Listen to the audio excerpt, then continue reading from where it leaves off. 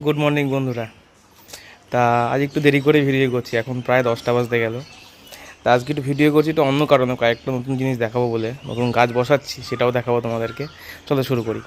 আমি পরশুদিন এই গাছটা, এটা একটা কুল গাছ, এটা কলম করে বসিয়েছি এখানে, আর উঠার মন দিয়ে কলম করে, আগে কলম করা ছিল, তার উঠার মন দিয়ে একটু বসিয়েছি। আর এই যে বোগনভেলিয়া রয়েছে দেখেছো, বিভিন্ন রকম চারা রয়েছে এখানে। আরও কিছু ডাল কেটে বসাবো, এখানে অনেক ডাল বড় হয়েছে, সেগুলো কেটে কেটে বসাবো। আর এখানে দেখো 3টে টব আমি তৈরি করেছি, 3টে চারা রয়েছে।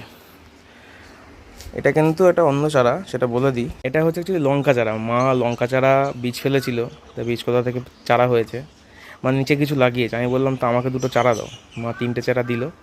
3টে চারা নিয়ে 3 টবে এখন বসাবো। তো শুরু করে নিই আগে।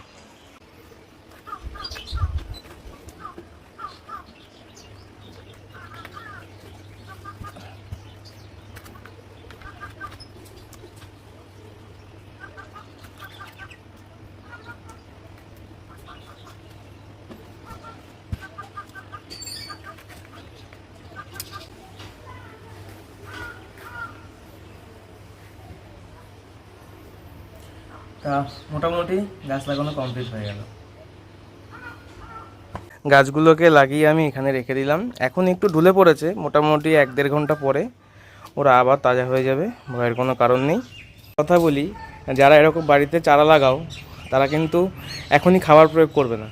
গাছ মোটামুটি 1 থেকে 1.5 হাত বড় হবে, তারপরে খাবার প্রয়োগ করবে, কারণ এখন মাটিতে ওরা শুধু জল পেয়ে, ওদের মাটির থেকে যেটুকু খাবার সেটা খেয়ে ওরা বড় হবে। এটা কিন্তু মাথায় রাখতে হবে তোমাদেরকে। নতুন করে কিছু বলার নেই, একই কথা। চ্যানেলটা সাবস্ক্রাইব করে দিও ইউটিউব থেকে যারা দেখছো, আর ফেসবুক থেকে দেখলে ফলো করে দিও। টাটা।